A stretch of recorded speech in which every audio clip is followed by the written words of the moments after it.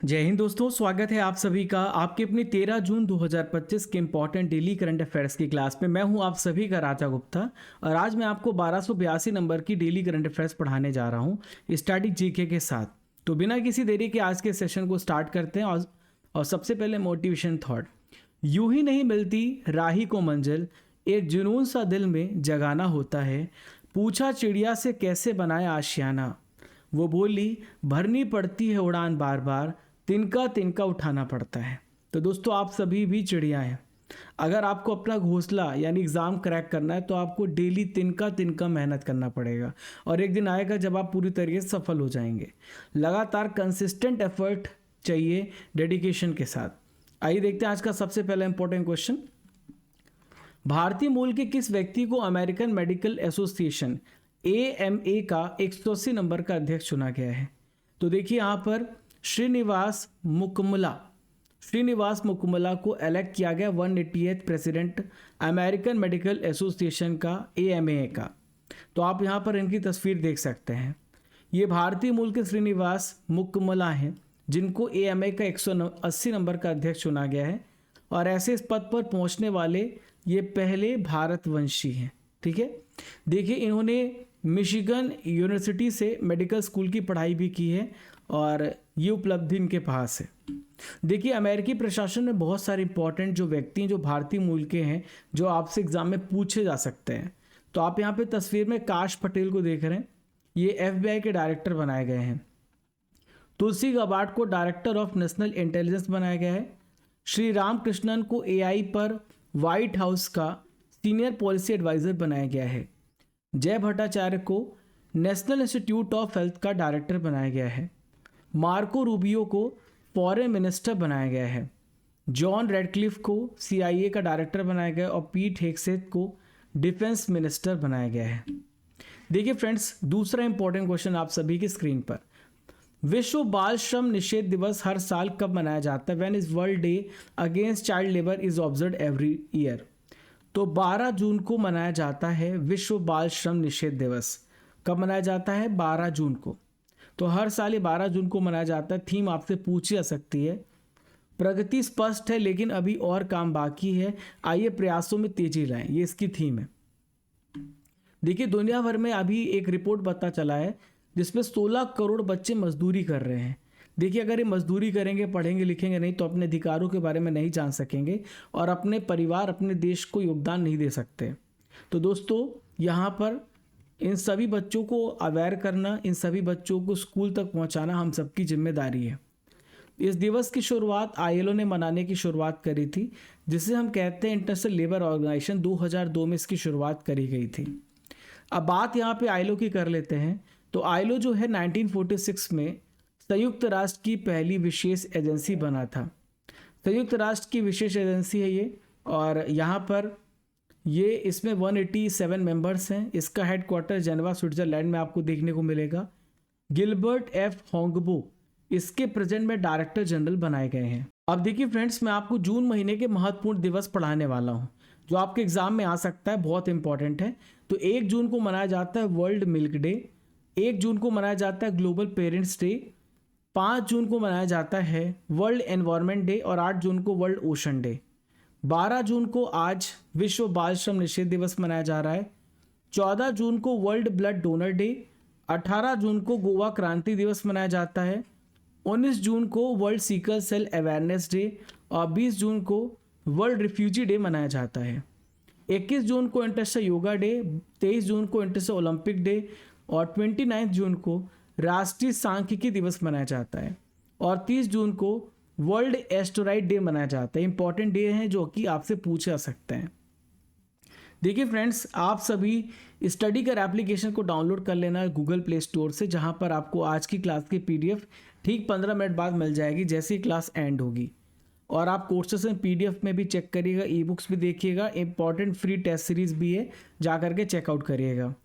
यहाँ पर आप सब्सक्राइब लाइक शेयर जरूर करिएगा ताकि आपका चैनल और हम दोनों का जो कनेक्शन है वो बना रहे। Raja Gupta current affair Telegram channel को ज्वाइन कर लीजिएगा, ये हमारा व्हाट्सएप नंबर सेव कर लीजिए अगर आपको कोई भी स्टडी रिलेटेड हेल्प चाहिए। हाल ही में चर्चा में रहा फुएगो ज्वालामुखी किस देश में है? In which country is Fuego volcano is located. तो ये ग्वाटेमाला में है। कहाँ पर है? ग्वाटेमाला में है। देखिए फ्रेंड्स, फुएगो ज्वालामुखी एक एक्टिव ज्वालामुखी जिसमें हाल ही में बहुत बड़ा विस्फोट देखने को मिला। इसके बाद जो गैस है, राख है और चट्टान के टुकड़े निकलने लगे और ग्वाटेमाला सिटी से लगभग 35 किलोमीटर दूर तक हवा में देखने को मिला। ये राख पूरी तरीके से फैल गई। 1000 से ज़्यादा लोग जो हैं वो सुरक्षित स्थानों पर पहुंचाए गए। ग्वाटेमाला में बहुत सारे इंपॉर्टेंट ज्वालामुखी भी आपको देखने को मिलते हैं, जैसे पकाया ज्वालामुखी, सांता मारिया ज्वालामुखी, आकातेनांगो ज्वालामुखी। इंपॉर्टेंट वॉल्केनोज हैं जो आपके एग्जाम में आ सकते हैं। अब देखिए ग्वाटेमाला की लोकेशन भी मैं आपको दिखा देता हूँ, कहाँ पे ग्वाटेमाला है। तो आप ये ग्वाटेमाला आप यहाँ पर देख सकते हैं, नॉर्थ अमेरिका में आ रहा है, मैक्सिको के ठीक नीचे है। यहाँ पर मैक्सिको की खाड़ी है। यहाँ पर आप देखिए होंडुरस, निकारागुआ, कोस्टारिका, यहाँ पे प्रशांत महासागर है और यहाँ पे कैरेबियन सी है। तो ग्वाटेमाला जो है ये सेंट्रल अमेरिका में आपको देखने को मिलेगा। बर्नार्डो एरेवोलो यहाँ के प्रेजेंट में प्रेसिडेंट है। यहाँ पे जो करेंसी है वो ग्वाटेमाला क्वेट्जल है। अब मैं आपको दुनिया के सारे इंपॉर्टेंट एक्टिव ज्वालामुखी पढ़ाने वाला जो आपके एग्जाम में आ सकता है। तो मौना लोआ जो है ये अमेरिका में हवाई आइलैंड में है। माउंट एटना इटली में सिसिली में है। माउंट विसुवियस इटली के नेपल्स में है। माउंट सेंट हेलेंस अमेरिका के वॉशिंगटन में देखा जा सकता है। क्वेश्चन नंबर 4 आइए देखते हैं। 4th क्वेश्चन आपके स्क्रीन पर। सियामी फायरबैक किस देश का राष्ट्रीय पक्षी है जिसे हाल ही में उत्तराखंड के रानीखेत के जंगलों में देखा गया है? Siamese fireback is national bird of which country that has recently been spotted in the forest of Ranikhet in Uttarakhand? तो ये आपको थाईलैंड में देखने को मिलेगा। कहाँ पर? थाईलैंड में। तो थाईलैंड का राष्ट्रीय पक्षी है सियामी फायरबैक और पहली बार उत्तराखंड के रानीखेत के जंगलों में देखा गया। आप यहाँ पे तस्वीरों में देख सकते हैं। तो सियामी फायरबैक केवल थाईलैंड में नहीं पाया जाता, वियतनाम, लाओस, कंबोडिया इन फॉरेस्ट में भी ये पाया जाता है। अब देखिए मैं आपको कुछ इंपॉर्टेंट फैक्ट्स पढ़ा देता हूँ। तो वर्ल्ड माइग्रेटरी बर्ड डे यानी विश्व प्रवासी पक्षी दिवस कब मनाया जाता है? हर साल मई और अक्टूबर के दूसरे शनिवार को सेलिब्रेट किया जाता है और भारत में 12 नवंबर को नेशनल बर्ड डे मनाया जाता है। यहाँ पर आप एक तस्वीर में बर्ड मैन ऑफ इंडिया देख रहे हैं। इनका नाम है डॉक्टर सलीम अली। कई बार पूछा जाता है कि बर्ड मैन ऑफ इंडिया कौन है। देखिए गोवा में डॉक्टर सलीम अली पक्षी अभयारण्य भी है और भारत का सबसे बड़ा जो बर्ड सेंचुरी वो है केवलादेव राष्ट्रीय उद्यान, जो कि आपको राजस्थान भरतपुर में देखने को मिलेगा। देखिए पक्षियों के अध्ययन को क्या बोला जाता है? ऑर्निथोलॉजी कहा जाता है। और यहाँ पर देखिए जो साइबेरियन बर्ड होते हैं वो भारत में आपको देखने को मिलते हैं विंटर सीजन में। क्वेश्चन नंबर 5 ये रहा। फाइनेंशियल सर्विसेज इंस्टीट्यूशंस ब्यूरो ने LIC के CEO और MD के रूप में किसे चुना है? तो यहाँ पर देखिए आप किसे चुना है? आर दोराईस्वामी को चुना है। फाइनेंशियल सर्विसेज इंस्टीट्यूशन ब्यूरो ने LIC का CEO और MD यहाँ पे चुना है। ठीक है, तो देखिए आप यहाँ पर ये हैं, यहाँ पर देखिए आर दोराईस्वामी जो कि MD बनाए गए हैं LIC के। ठीक है, फाइनेंशियल सर्विसेज इंस्टीट्यूशन ब्यूरो ने यहाँ पे इनको भारतीय जीवन बीमा निगम का CEO और MD यहाँ पे अपॉइंट किया है। हाल ही में सतपाल भानु को अंतरिम CEO बनाया गया था। क्लियर है? तो अब बात करते हैं दोस्तों LIC की। तो LIC 1956 में 1956 में स्थापित हुआ है। भारत का सबसे बड़ा लार्जेस्ट यहाँ पे सरकारी जीवन बीमा कंपनी है। इसका हेडक्वार्टर आपको मुंबई में देखने को मिलेगा और भारत की सबसे बड़ी लार्जेस्ट इन्वेस्टर कंपनी है। हाल ही में हुई इंपॉर्टेंट अपॉइंटमेंट है, उसको भी पढ़ लेते हैं। तो मालदीव टूरिज्म का ग्लोबल एम्बेसडर कैटरीना कैफ को बनाया गया। गुजरात हाई कोर्ट का न्यायाधीश NS संजय गौड़ा बने हैं। भारतीय उर्वरक संघ के अध्यक्ष शैलेश सिंह मेहता को बनाया गया है। T रविशंकर 16वें वित्त आयोग में अंशकालिक मेंबर बने हैं। S महेंद्र देव PM के आर्थिक सलाहकार परिषद के अध्यक्ष बने हैं और S पद्मानभन टाटा केमिकल्स के चेयरमैन बने हैं। दोस्तों आज की नॉलेज की फैक्ट्री में हम तत्वों से रिलेटेड इंपॉर्टेंट जानकारियों को पढ़ेंगे। तो देखिए टोटल जो ज्ञात तत्व है वो 118 हैं और नेचुरली जो एलिमेंट्स पाए जाते हैं वो 98 हैं। जो आर्टिफिशियल मानव के द्वारा बनाए गए 20 एलिमेंट्स हैं। पृथ्वी में सबसे ज़्यादा पाया जाने वाला तत्व ऑक्सीजन है। पृथ्वी में सबसे अधिक मात्रा में पाया जाने वाला धातु वो है एल्यूमिनियम। सबसे लाइटेस्ट एलिमेंट हाइड्रोजन है। सबसे हैवीएस्ट एलिमेंट ऑस्मियम है, सबसे लाइटेस्ट मेटल लिथियम है, और लिक्विड मेटल है पारा जिसे Hg बोलते हैं, और लिक्विड नॉन मेटल है ब्रोमीन। क्वेश्चन नंबर 6 ये रहा, उस्ताद गुलाब नबी शाह किस क्षेत्र से संबंधित एक प्रसिद्ध व्यक्ति थे जिनका हाल ही फिलहाल में निधन हो गया है? तो देखिए, इनका संबंध म्यूजिक क्षेत्र से था, इनका संबंध संगीत क्षेत्र से था, जिनका हाल ही फिलहाल में निधन हुआ है। बहुत ही फेमस कश्मीरी गायक रह चुके हैं उस्ताद गुलाब नबी शाह। इन्हें बुलबुल के नाम से भी जाना जाता था, इनका हाल ही में निधन हो गया है। देखिए फ्रेंड्स, ये जो लेक्चर है आपको विदाउट फेस आज बस देखने को मिलेगा, कल से लेक्चर आपको स्टूडियो फॉर्मेट में देखने को मिलेंगे। मैं आज इंदौर पहुंच जाऊंगा। 2011 में बुलबुल को कश्मीरी लोक संगीत यानी लोक संगीत को बढ़ावा देने के लिए महत्वपूर्ण योगदान के लिए इनको शेरे कश्मीर शेख मोहम्मद अब्दुल्ला पुरस्कार से भी सम्मानित किया जा चुका है। देखिए, हाल ही में हुई निधन है, उसको भी पढ़ लेते हैं। सुखदेव सिंह ढींडसा, ये फॉर्मर यूनियन मिनिस्टर थे जिनका निधन हुआ है। डॉक्टर जयंत नरलीकर एस्ट्रोनॉमर थे। न्यूक्लियर साइंटिस्ट MR श्रीनिवासन हमारे बीच में नहीं रहे। ICAR के पूर्व प्रमुख डॉक्टर सुबन्ना अयप्पन का भी निधन हो चुका है। क्वेश्चन नंबर 7 ये रहा, सेबी चेक नामक नया टूल किस संस्था के द्वारा यहाँ पे लॉन्च किया जा रहा है? तो सेबी चेक नाम का जो टूल है सेबी ने लॉन्च किया। किसने लॉन्च किया है? सेबी ने। इन्वेस्टर्स को सुरक्षित रखने के लिए, प्रोटेक्ट करने के लिए इसे यहाँ पे लॉन्च किया है। सेबी का फुल फॉर्म है securities and exchange board of India. इन्होंने जो इन्वेस्टर के साथ धोखाधड़ी होती है उसको रोकने के लिए यहाँ पर UPI ID वेरीफाई के लिए सेबी चेक नाम का एक नया टूल लॉन्च किया है।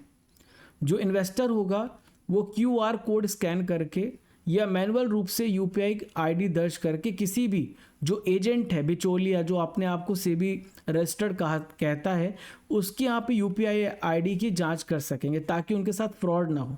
बहुत सारे लोग कहते हैं कि मैं सेबी रजिस्टर्ड हूँ और आप मेरे साथ इन्वेस्ट करिए, और वो होते नहीं हैं। तो यहाँ पर अब एक UPI ID होगी जो कि आप वेरीफाई कर सकते हैं स्कैन करके भी या फिर मैनुअली भी। तो सेबी भारत में शेयर बाजार और जो वित्तीय निवेश को नियंत्रित करने के लिए एक इम्पॉर्टेंट संस्था है। देखिए, ये इन्वेस्टर्स के सुरक्षा के लिए, बाजार में ट्रांसपेरेंसी के लिए, धोखाधड़ी रोकने के लिए कार्य करती है। 12 अप्रैल 1988 को भारत सरकार के द्वारा इसे स्थापित किया गया था। प्रेजेंट में सेबी के अध्यक्ष हैं तुहिन कांत पांडे। टाइगर क्लॉ अभ्यास भारत और किस देश के बीच में हाल ही में हुआ है? तो टाइगर क्लॉ अभ्यास जो है भारत और अमेरिका के बीच में हुआ। किसके बीच में हुआ है? भारत और अमेरिका के बीच में हुआ। तो हमारी जो भारतीय वायुसेना है और जो अमेरिका की वायुसेना है, इनका जो स्पेशल फोर्स है, ये पहला संयुक्त सैन्य अभ्यास टाइगर क्लॉ इन्होंने सक्सेसफुली पूरा किया है। तो टाइगर क्लॉ अभ्यास 26 मई से लेकर 10 जून तक यहाँ पे चलेगा। पूरे उत्तर भारत में इसको ऑर्गेनाइज किया जाएगा।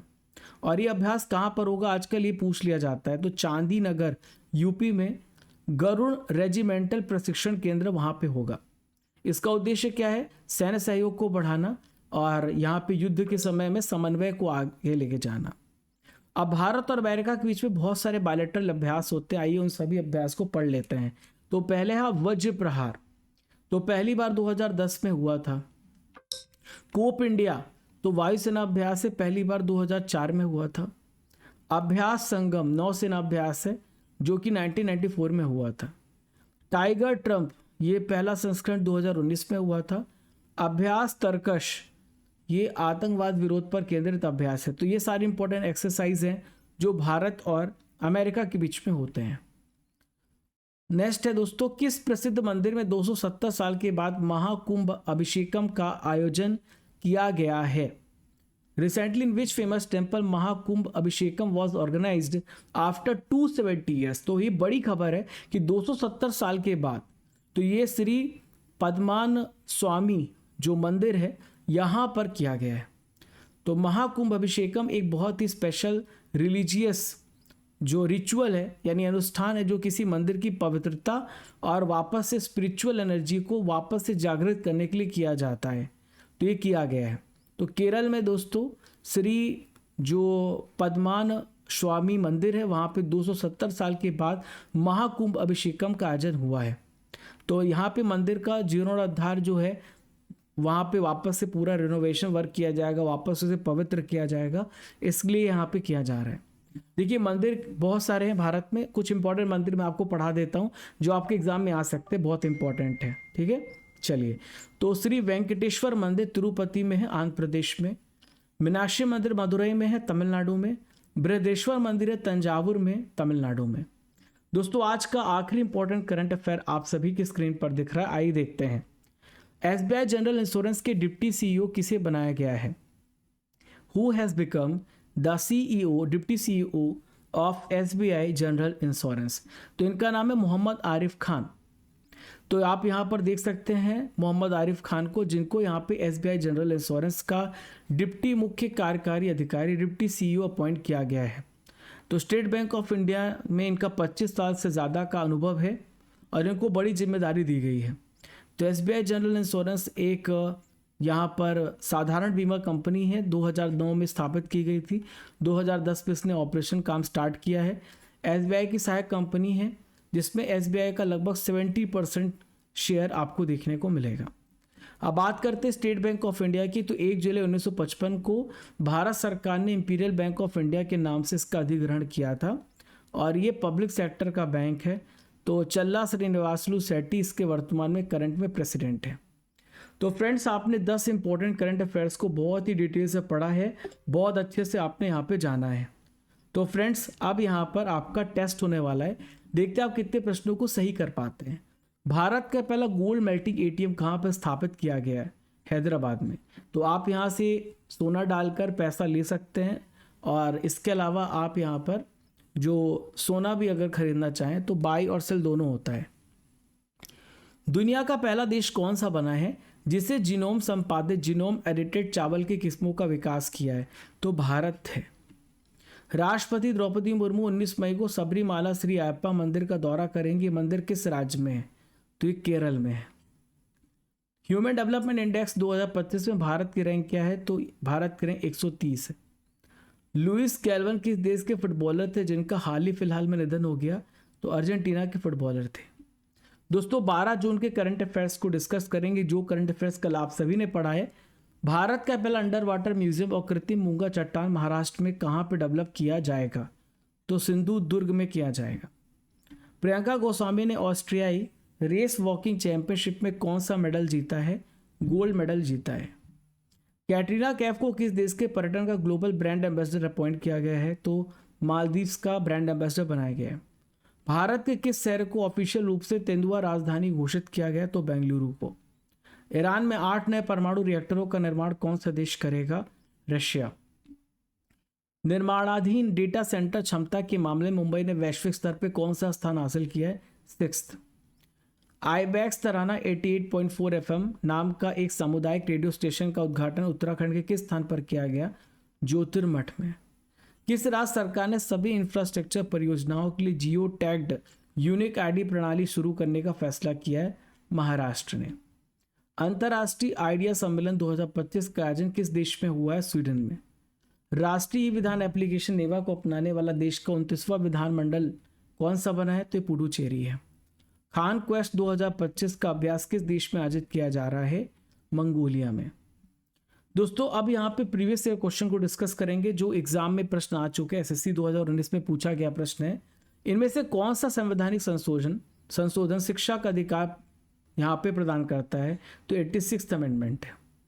भारतीय संविधान का इनमें से कौन सा अनुच्छेद शिक्षा के अधिकार के प्रावधान से रिलेटेड है? Article 21A। इनमें से किसने भारत के राष्ट्रपति के रूप में चुने जाने से पहले लोकसभा का अध्यक्ष का पद संभाला था? दोस्तों इसका आंसर आप सभी को कमेंट बॉक्स पे देना है, सर्च करिए और बताइए। आज का एक और सवाल है, हाल ही में चर्चा में रहा फुएगा ज्वालामुखी किस देश में है? आपको इसका आंसर कमेंट बॉक्स पे देना है।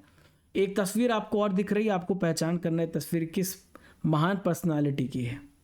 दोस्तों आप सभी अर्जुन जीएस फाउंडेशन बैच को आज ही ज्वाइन करें, जो कि आपको गूगल प्ले स्टोर पे मिलेगा। अर्जुन जीएस फाउंडेशन बैच में 11 विषय आप पढ़ेंगे। समर 600 ऑफर यहाँ पे चल रहा है, 699 में आपको ये बैच मिल रहा है। फॉर फर्स्ट 100 स्टूडेंट कोर्स की वैधता 3 साल है। State PSC, SSC, railway, defence हर एग्जाम को यहाँ पे कवर किया जाएगा। आपको PDF notes, recorded video, previous discussion और डेली लाइव क्लास, ये सब कुछ आपको एक ही जगह पे मिलेगा। एप्लीकेशन डाउनलोड करिएगा और कोर्सेस एंड PDF में जाइएगा, जहाँ पर आपको अर्जुन जेस फाउंडेशन बैच देखने को मिलेगा। यहाँ पर आप कूपन कोड 600 यूज़ करिएगा और स्टडी कर एप्लीकेशन आप यहाँ पर देखिए, सारे विषय आपको पढ़ने को मौका मिलेगा पूरा फाउंडेशन के साथ। ये स्टैटिक जीके की बुक्स हैं जो आप ऑर्डर कर सकते हैं हमारे वेबसाइट से या अमेजन से। ऑब्जेक्टिव और स्टैटिक दोनों बुक हैं, इस पे सारे विषय यहाँ पे कवर किए गए हैं। और दोस्तों टेस्ट पास में 4000 प्लस टेस्ट आप यहाँ पे अटेम्प्ट कर सकते हैं 1 साल की वैलिडिटी के साथ। भारत के हर एग्जाम्स के लिए बहुत ज़्यादा इंपॉर्टेंट है। 2023-2024 की मंथली 12 महीने का पैकेज भी है जो केवल 199 में आपको मिल रहा है। 12 महीने की मंथली करंट अफेयर्स और टॉपिक वाइज करंट अफेयर्स भी आप यहाँ से पढ़ सकते हैं, डाउनलोड कर सकते हैं। और साथियों, ये राजा गुप्ता _ऑफिशियल मेरा इंस्टाग्राम हैंडल, आप इसमें मुझे फॉलो कर सकते हैं। मई महीने की करंट अफेयर्स की ई बुक भी आपको मिल जाएगी 150 MCQ के साथ। तो चैनल पर अगर आप नए हैं तो don't forget to subscribe, like and share. पढ़ते रहिए, आगे बढ़ते रहिए। जय हिंद, जय भारत। मिलते हैं 10 मिनट किंग सीरीज़ के साथ आज शाम को 8 बजे। Bye bye.